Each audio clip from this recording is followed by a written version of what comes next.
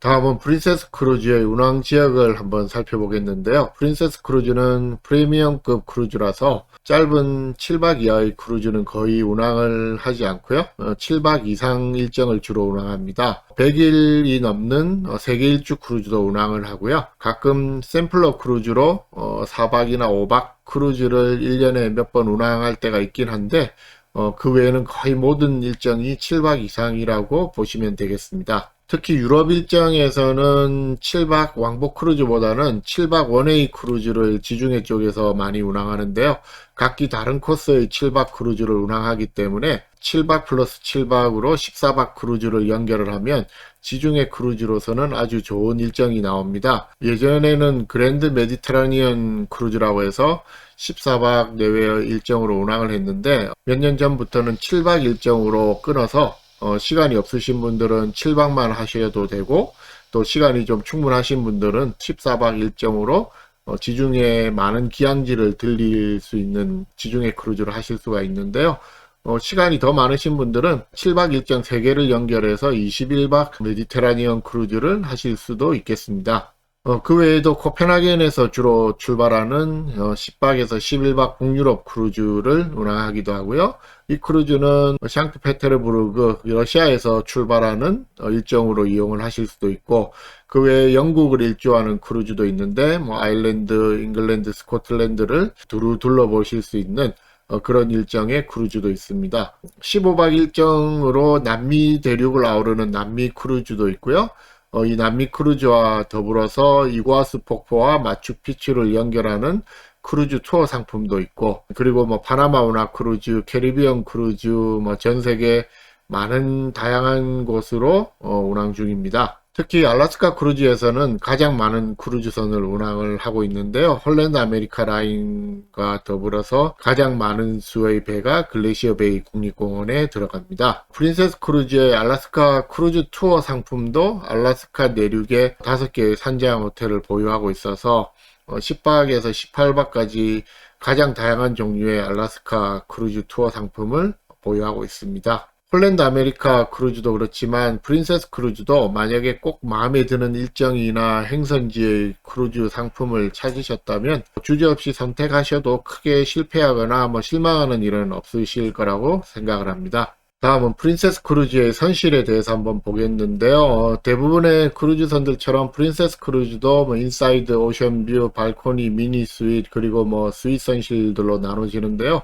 새로 나오는 로얄급 프린세스 크루즈 예를 들어 마제스틱 프린세스라든지 이런 대형선에는 오션뷰 선실은 아예 없애고 인사이드 선실 다음으로 전객실이 발코니가 있는 그런 크루즈선으로 출시를 하고 있습니다. 선실의 크기나 발코니 크기는 작은 편은 아닌데요. 그랜드급 크루즈선의 발코니 선실 이하 선실들에서 욕실은 좀 작은 편입니다. 이런 점 때문에 그랜드급 프린세스 크루즈선을 이용하신다면 미니 스윗을 고려해 보시는 것도 좋겠고요. 미니 스윗은 발코니 크기는 일반 발코니 선실과 비슷하거나 약간 크지만 선실이 훨씬 크고 욕실도 더 크기 때문에 가격 차이가 아주 많이 나지 않는다면 미니 스윗을 고려해 보시는 것도 추천드립니다. 새로 나온 로얄급 크루즈선들의 발코니 이하 선실들의 욕실은 약간 더 커 보이기는 한데 그리 큰 차이가 없기 때문에 역시나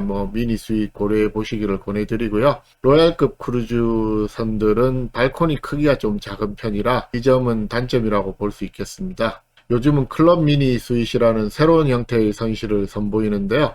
이 클럽 미니 스윗은 선실 크기는 별 차이가 없고 선실 위치가 좀 더 좋고 서비스나 이용 혜택의 차이가 나는 선실 등급입니다. 클럽 미니 스윗 선실은 셀레브리티의 아쿠아 클래스나 카니발 크루즈나 노르웨이지안 크루즈사의 스파 선실들과는 좀 달라서 스파보다는 다른 몇 가지 혜택이 있는데요. 클럽 다이닝이라고 해서 다이닝룸 한쪽 편에 클럽 클래스 승객만 식사를 하시는 구역이 따로 있는데 이 점은 홀랜드 아메리카 라인의 클럽 오렌지와 비슷합니다. 다만 차이점은 프린세스 크루즈는 클럽 미니 스윗을 예약하셔야 이 클럽 다이닝을 하실 수 있는데, 홀랜드 아메리카 라인은 일반 선실을 예약하셔도 클럽 오렌지 혜택을 구입을 하시면 같은 혜택을 받으실 수 있는 점이 좀 운영 방식에서 차이가 있다고 볼 수 있겠습니다. 이 클럽 다이닝은 뭐 기존의 다이닝룸 메뉴보다 더 추가된 메뉴가 제공이 되는데요. 셀레브리티 크루즈의 아쿠아 클래스 선실은 블루라는 전용 식당이 따로 있는 거에 비하면은 좀 아쉬운 부분이라고 볼 수 있겠습니다.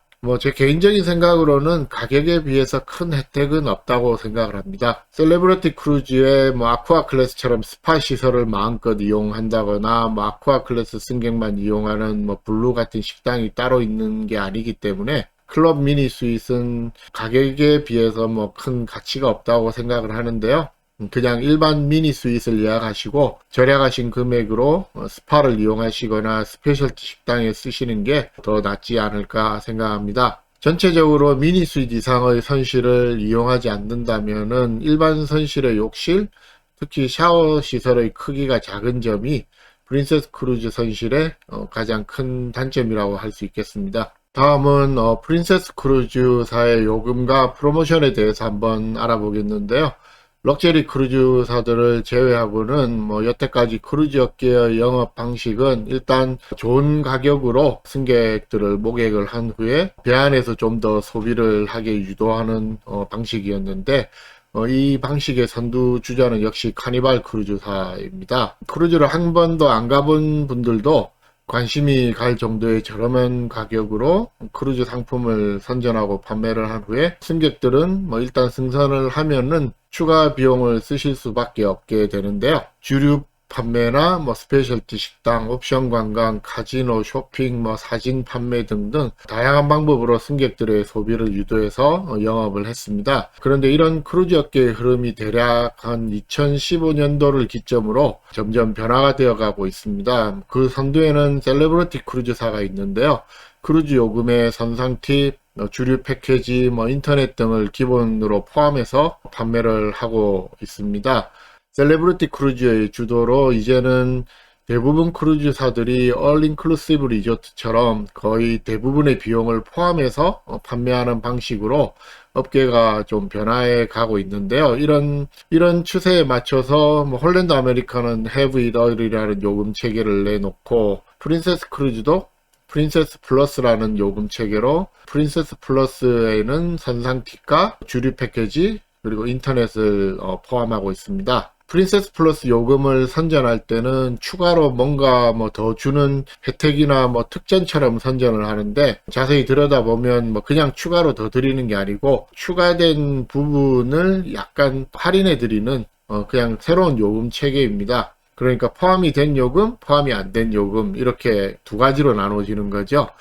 예를 들자면은 뭐 선상 팁은 어차피 내셔야 하는 거고, 인터넷도 요즘은 거의 필수품처럼 되어 있어서 뭐 거의 대부분 구입하시는 분들이 많으시고, 이 주류 패키지만 필요한 분들은 구입을 하실 건데, 이 세 가지 선상 팁, 인터넷, 주류 패키지, 이 세 가지를 배 승선해서 따로 뭐 내시고 뭐 구입하시고 이러면은 훨씬 더 비싼 가격으로 책정을 해 놓았기 때문에 선상 팁, 인터넷, 주류 패키지 이 세 가지가 포함된 요금으로 예약하시면 좀 더 절약이 된다는 그런 개념입니다. 물론 술을 드시지 않는 분들은 프린세스 세이버 요금이 있기 때문에 간단하게 크루즈만 예약하고 선상 팁은 따로 내시고 뭐 인터넷은 필요하시면 따로 구입을 하시면 되겠습니다만, 만약 술을 조금이라도 즐기시는 분들이라면 프린세스 플러스 요금이 더 많은 절약을 하실 수 있는 요금입니다. 다만 뭐 술을 얼마나 드시는지, 뭐 같은 선실을 쓰는 성인 일행 모두가 술을 즐기시는지, 또 몇 박 일정의 크루즈인지에 따라 뭐 계산법이 좀 달라질 수가 있겠는데요. 예를 들어 보자면 2인 1실 기준으로 7박 크루즈를 가신다면은 프린세스 플러스 요금에는 선상 팁 1인당 101불 50전, 두 분 하시면 203불 정도, 그리고 인터넷은 뭐 언제 구입하시는지에 따라서 약간 다르지만 2인 인터넷 요금은 한 210불 정도? 그럼 이 선상 팁과 인터넷을 합하면은 대략 한 413불 정도가 요금에 포함이 되어 있다고 보고요. 주류 패키지와 선상팁 인터넷이 다 포함된 프린세스 플러스 요금이 세이버 요금보다 선실당 800불 정도 더 올라간다고 가정을 하면은 위에 말씀드린 선상팁과 인터넷 요금을 제외하고 실제 요금 차이는 400불 정도가 되는데, 그러면은 2인 주류 음료 패키지가 400불이라는 계산이 나옵니다. 그러면은 1인당 200불 정도로 와인, 맥주, 칵테일, 그 외에 탄산음료, 스페셜티 커피 등등을 7일 동안 편하게 마음껏 즐기실 수 있다는 계산이 나오는데요. 배 안에서 판매하는 주류 가격은 대략 맥주 한 병이 팁 포함해서 한 8불에서 9불, 와인이나 칵테일 한 잔은 보통 10불에서 12불 이상이기 때문에 술을 즐기시는 분들에게는 7박에 200불, 최대한 300불 정도 내시고 술이나 음료를 즐기신다면 오히려 더 절약을 하실 수 있고 좀 더 편하게 여행을 즐기실 수가 있기 때문에 이 프린세스 플러스 가격이 훨씬 더 좋은 선택이 되겠습니다. 물론 술을 하루에 한 잔 정도 드실까 말까 한 분들한테는 프린세스 플러스보다는 프린세스 세이버 요금으로 예약을 하시는 게 더 좋겠고요.